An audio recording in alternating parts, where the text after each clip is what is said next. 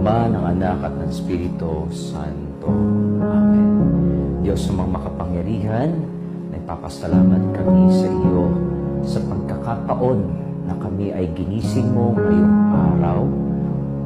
Bigyan mo kami ng inspirasyon na kami makapagpatuloy sa aming buhay, sa gagawin namin sa araw na ito. Kaya din, bigyan mo kami ng pag-asa, palakasin mo ang aming pananampalataya sa iyo. Inihiling namin ito sa ngalan ni Jesucristo, aming Panginoon.